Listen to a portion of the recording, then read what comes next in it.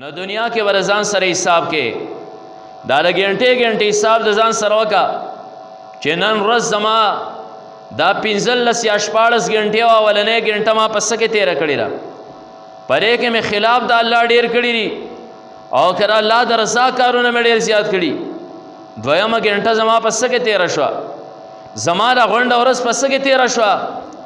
نو خپل نفس سره به حساب کتاب کې نه چې تب ځان باندې پوه شي زما نفس مال نه حساب کتاب صحیح راکړ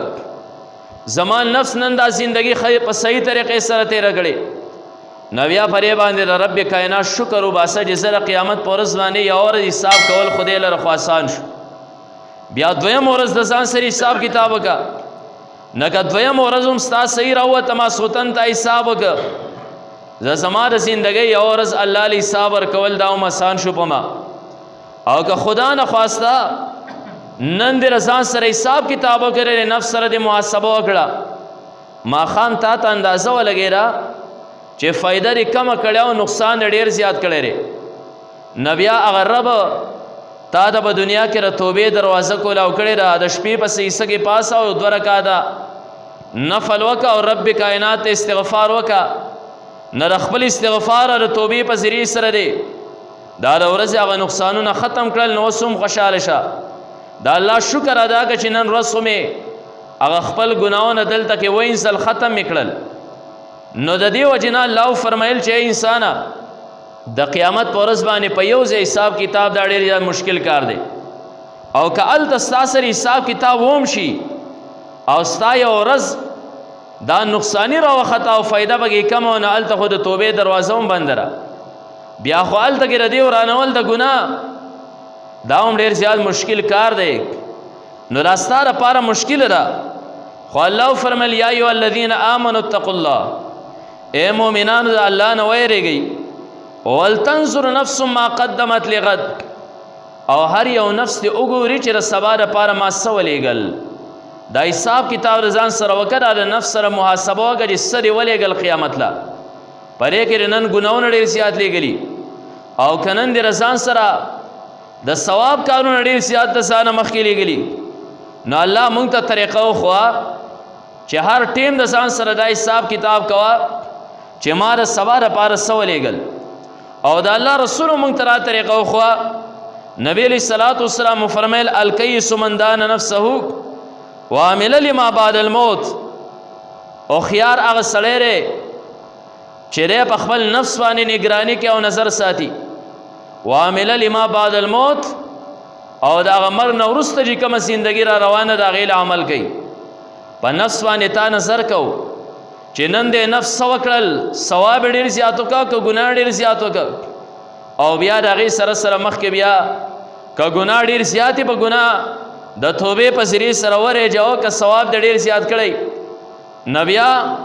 د الله شکریه ادا که او پرې باندې دوام قایم که نو الله فرمیل یا ایها الذین آمنوا اتقوا الله اے مومنانو د الله نه ویریږئ ولتنظر نفس ما قدمت لغد هر یو نفس دې وګوري د سبا دپاره د څه ولیږل آخرت له مې څه لیږلي ځکه آخرت کې ګورئ جهنم ته دا د دنیا نه تر اعمالو په ذریعې سره اور لیږي دا سزا تر دنیا نه هلته لیږي او جنت ته چې د ځان سره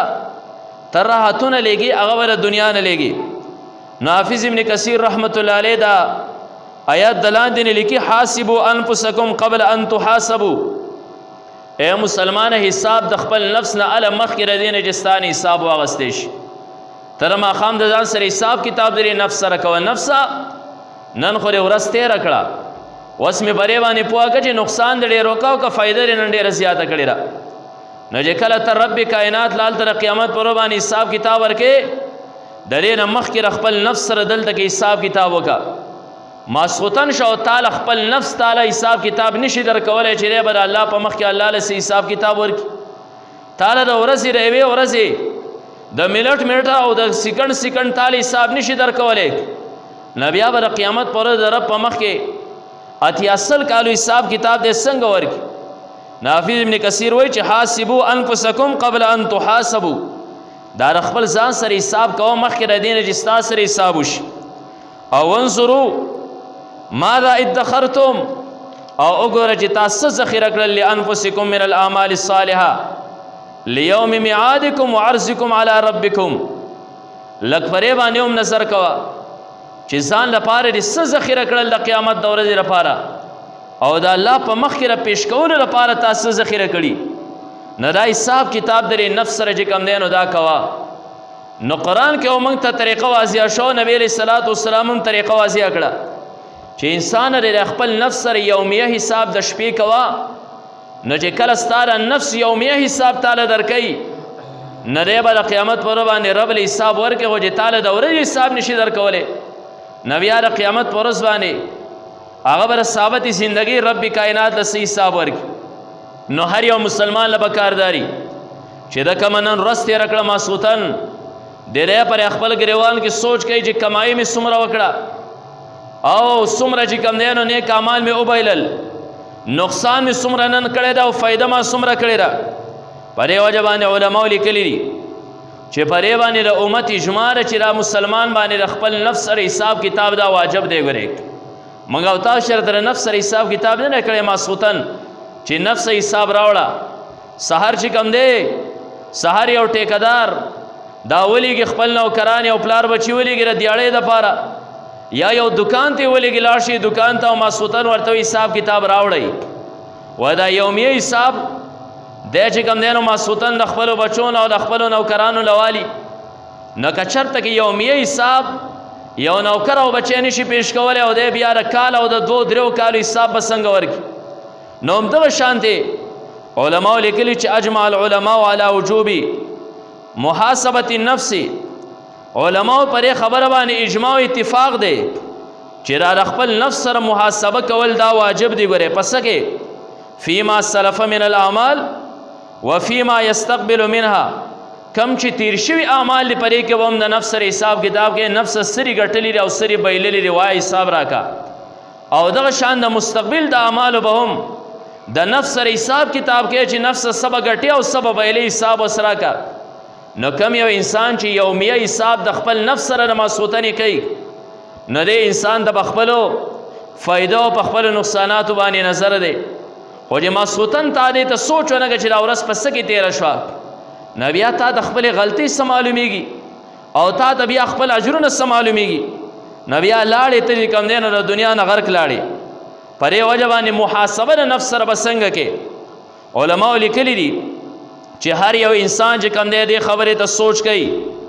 فی لیله ما صدر من افعال نهاره، دی د شپې سوچ کوي دې خبرې ته چې د نفس نه کم افعال صادر شوي د هغې ته سوچ کوي. فإن کان محمودا کله دنه د ورځې اعمال صحیح صادر شوي دي امضاه نو دی د اعمال جاري سواله هم ساتي. وإن کان مذموما او کله دنه د اعمال چې کم صادر شوي دي دا مذمومي بدي نو بیا استدرکه د هغې د استدراک وکړي او د هغې نه د آینده لپاره چې دی نو دا منع شي. او که چېرته کې دی انسان حساب کتاب د خپل ځان سره وکړه نو ان خیرا فحمد الله، که چېرته کې اعمال د ورځې ښه راوتل او نفس د انسان له صحیح حساب کتاب ورکړه چې نن مې در لږ کمایي کړې ده خیر مې در له ډېر زیات ګټلی دی نو فحمد الله واهب الخیر، بیا کم رب چې تعالی د خیر توفیق درکړی دی او خیر یې درکړی د هغې رب حمد بیان کا. ځکه دا خیر خو د الله په توفیق باندې کېږي، د هغې رب حمد بیان کا. وین شرن که چېرته کې نفس حساب کتاب درک او شر یې درله ګټلی دی خیر یې درله نه ګټلی نو استغفر الله عز وجل غافر الشر، بیا استغفار هغه رب کائنات ته وکړه چې کم د شر بخونکی دی کم مغفرت کوونکی دی. نو یومیه حساب در انسان د نفس سره دا لازم دی او پر انسان باندې واجب دی. که چېرته یو انسان یومیه حساب در خپل نفس سره د ماسخوتن نه کوو چې سحر زه پاڅېدلم زما د نفس کمایي ډېره زیاته کړې ده او که خسارې ډېره زیاته کړې ده نو دا انسان دا نفس چېرته په کنټرول کې ګورې نه راځي. د یو انسان یو نافرمان بچی دی، د یو انسان یو په ذوالخرچه بچی دی او دې بچي له تا دکان کولاو کو دا پلار درې ماشوم بچي سره حساب کتاب نه کوي. ظاهره خبره ده چې را دکان هم دی بربادی او دا کاروبار هم دی بربادی، دی چې کم دی نو ځان هم بربادی او بل هم بربادی. او که شرطه کې د یوې روپۍ حساب یې ورسره کو نو بیا ظاهره خبره داري چې ستا را دکان به هم بقا مومي، بیا دغه پلار هم کامیاب دی او بچی هم چې کم دی نو کامیاب دی. نو حافظ ابن قیم رحمت الله علیه وایي چې محاسبه به د نفس سره کې او محاسبه وایي څه ته هغه وایي المحاسبة ان یمیز العبد بین ما له و ما علیه. محاسبه دې ته ویلی شي چې انسان هغه اعمال د ورځې جدا کوي کوم چې د انسان په خلاف او کوم چې د انسان موافق دي. دا د شپې چې کوم دی د خپل نفس سره حساب کتاب وکړه نن د نفس زما په خلاف ډېر کمایي کړې ده او که زما په دفاع کې چې کوم دی نو ډېره زیاته کمایي کړې ده. په دې وجه باندې د نفس سره چې انسان حساب کتاب نه کوي ګورې نو دا نفس علماو لیکلي هغه شی دی چې د الله او د انسان په منځ کې چې دی نو تعلق پرې کوي ده. النفس قاطعة بین العبد و بین الوصول الى الرب. الرب ته په رسېدو کې د انسان دپاره قاطع دی دا نفس. نو چې کله د په حساب کتاب کې راوسته نه دی بیا تا او د الله په منځ کې چې کوم دی نو قطع تعلق دا نشي راوستی. نو په دې وجه باندې الله وفرمیل یا ایها الذین آمنوا اتقوا الله. ای مؤمنانو د الله نه یریږئ. نو چې کله یو انسان د الله نه یریږي دی ګناه نه کوي او که چېرته ګناه وموشي نو ولتنظر نفس ما قدمت لغد. بیا هر یو نفس ګوري چې سوال یې د قیامت ورځې له څه لیږلي. پیغمبر علیه الصلاة والسلام وفرمیل الکیس من دان نفسه وعمل لما بعد الموت. عقلمن هغه انسان دی چې دی په خپل نفس باندې نظر ساتي او د مر نه پس چې کومه زندګي راغلی دی بهترین عمل کوي. په دې وجه باندې حضرت معاذ رضی الله تعالی عنہ د نبی علیه الصلاة والسلام صحابي دی. دی وایي توبه لمن حاسب نفسه قبل ان یحاسب.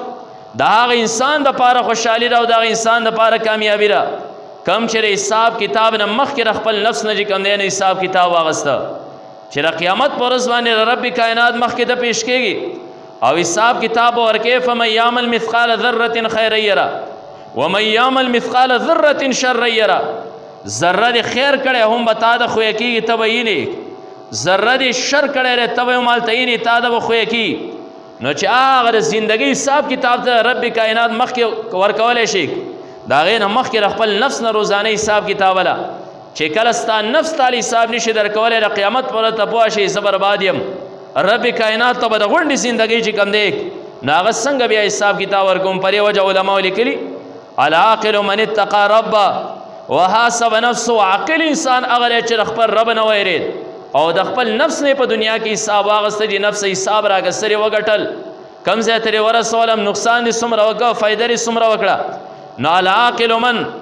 اتق الله ربه. کم یو انسان چې د رب نه ویریده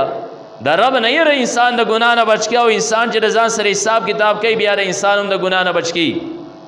او په دې وجه باندې علماء لیکلي ځای په ځای باندې حاسب نفسه قبل ان یصیر الحساب الی غیره. انسان د خپل ځان نه حساب د خپل نفس نه حساب اله مخکې د دې نه چې ستا حساب بل طرف ته حواله شي. ګورې نن خو د په خپل کور کې خپل حساب کوي که نه د خپل ځان نه په خپل حساب علي نو ګورې چې ستا حساب کتاب بل ته حواله شي. ګورې بیا به ګزاره مشکلوي د هغې نه مخکې را خپل نفس چې کوم دی نو حساب کتاب ورکولو لره دا چې نو اماده که. په دې وجه حسن بصیر رحمت الله علیه عجیبه نصیحتونه کړي دي. تاسو مشهور نوم عمر ابن عبدالعزیز رحمت الله علیه نوم تاسو اورېدلی دی. یو د الله ولی بادشاه په دنیا باندې تیر شوی دی. د یو پیره خط ولیکه حسن بصیر رحمت الله علیه ته. حسن بصیر رحمت الله علیه ته وی زه خو یو بادشاه یم او بیا زما سره حساب کتاب دا خو ډېر مشکل کار دی خو داسې کار وکړه چې تر الله یو ولی ما ته څه نصیحتونه وکړه په هغې باندې زه عمل وکړم. حسن بصیر رحمت الله علیه ورته په خط په جواب کې چې کوم دی نو نصیحتونه وکړل. زبردست نصیحتونه دی. یو نصیحت د سرو زرو په اوبو د لیکلو دی. اولنې نصیحت یې ورته را وکړه. وړومبی نصیحت یې ورته را وکړو فانه من حاسب نفسه ربحا. اولنې نصیحت دا وره چې چا په دنیا کې د خپل نفس سره حساب کتاب وکړه نه ده ګټه وکړه. که د دنیا کې د خپل نفس سره حساب کتاب نه کوه دا نفس یې دغه شانې پرېښوده په ده باندې دا یره نه ماسخوتن به زما سره حساب کتاب کېږي ماسخوتن به را سره حساب کتاب کېږي نو دا نفس چې کوم دی نو دی بیا سبا تعالی را ډېر زیات شرونه ګوري. خو دې تا ور سره حساب کتاب کو نفس نن دې څه وګټل او د هغې مې ورته طریقه هم ښولې وه چې کله په دغه ورځ باندې ستا شرونه څه وایي نو ته هم نن د عزم وکړه چې دا نفس دا ذلیله کېږي په څه باندې. نو مخکې ما تاسو ته ویلې چې نفس په دوو څیزونو باندې ډېر زیات ذلیله کېږي. ان ناشئة الليل هي اشد وطئا واقوم قیلا. قرآن کې الله هلته کې خبره ظاهره کړې ده دا نفس چې ذلیله کېږي دا د شپې په قیام باندې ذلیله کېږي چې د شپې ته پاسې خوب پرېږدي او الله ته ودرېږي. او دویم نمبر دا نفس چې ذلیله کېږي دا په روژې نیو سره ذلیله کېږي او بل دا چې دا نفس چې ذلیله کېږي دا په صدقې ورکولو سره چې کوم دی نو دا ذلیله کېږي. واحضرت الانفس الشح، دا نفس چې کوم دی نو ډېر زیات بخیل دی. نو چې په کوم ورځ باندې ستا نه شرور سیوا شوي دي، نن به زه هغه خوب چې دی نو دا کوموم رب کائنات ته به ودرېږم، جړا پریاد به کوم، نفس دې داسې ذلیله که تا ترې نن حساب اخیستی، سزا دې ولله شپې ورکړه، سبا دې روژه ونیوه، داسې ذلیله که چې دی بیا چرته هم تا ته د ګناه دعوت نه درکوي. پر نفس باندې دې ګټه کېښوده، دا بخیل دی او تا پیسې راواغستې او غریب لرې صدقه کړې چې دا مې پرون شرونه ډېر زیات او ډېره زیات نقصانونه مې ګټلي دا د هغې دپاره. نفس په دې سره تا چې کوم دی نو ذلیله